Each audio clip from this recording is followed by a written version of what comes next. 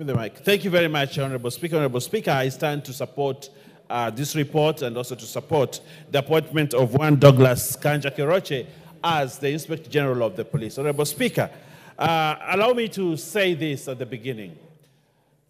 This country and the Constitution transformed the police from a force to a service. Douglas Kanja is a man who can provide service in the police force, in the police service. He's not that person that will turn it from service to force. We have a candidate, Honorable Speaker, that is a humble man, a man who respects both the mighty and the lowly. He is a man that is destined to ensure that human rights in this country are respected. I know Douglas Kanja. I worked with him when he was the county commander in Kilifi. He was the boss of the county, but he worked with even the lowest of people. And today, if Kanja steps in Kilifi, everybody respects him. Everybody says this is a man that lived his time here well.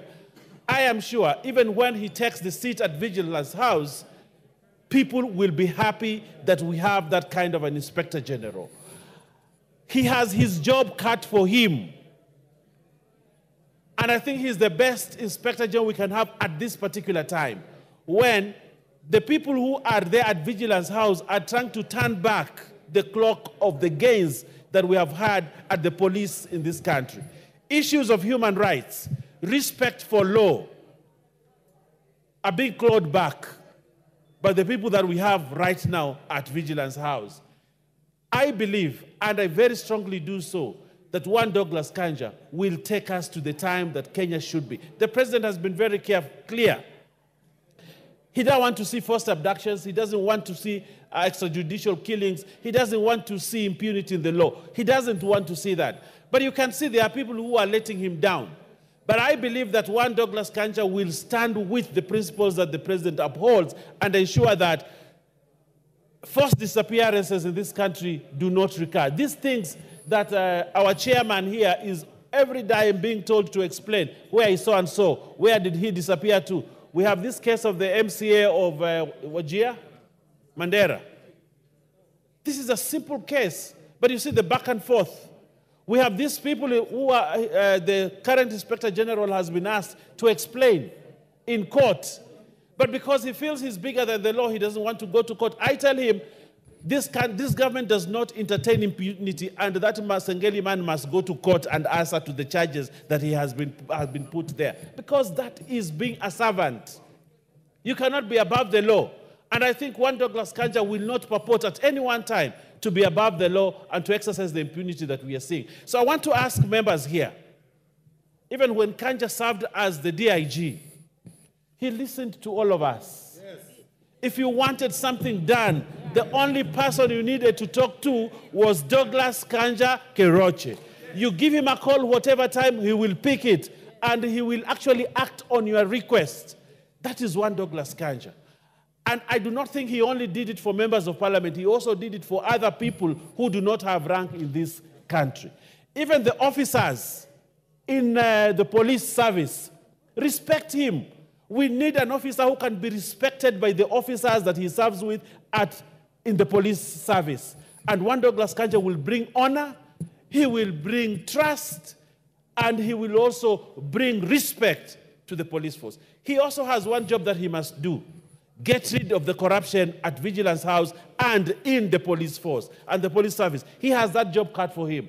And I believe very strongly so, Honorable Speaker, that Douglas Kanja will actually do the job. Probably the police service will not be ranked anymore as the highest temple of corruption in this country, because I believe we have a man. And one last thing I want to say, I know Douglas Kanja fears God. He fears God. He's a religious man. He's a man that is schooled properly in Christianity and has been properly grounded. That I know. I've seen him practice it, and I know that we have one person that will transform the police service. I also want to say, I heard what the Honorable Senior Counsel, Lieutenant Amolo, said I haven't heard him in this parliament say the kind of platitudes he has said about an officer. In fact, I was surprised that one or more today can actually say such things. It means we have the right man for this service. I don't think it's broad-based. It is because it has come from his heart and his experience with Douglas Kanja. And I would like to ask, I know Rosa Buyu really wants to speak on this, but I want to tell Rosa Buyu, we have a good man that we have to approve for this job.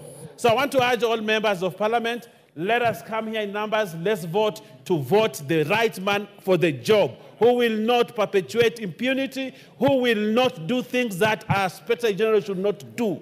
And we have one man, Douglas Kanja Karoche, for the job. I support and I request all other members to support. Thank you very much. The Honorable Shadrach Mwiti. Yeah, he's number one on the list. Proceed. Yeah. Thank you, Mr. Speaker, for giving me this opportunity to contribute on this noble motion whereby I support or I concur with the findings of the Joint Committee. Mr. Speaker, Douglas Kanja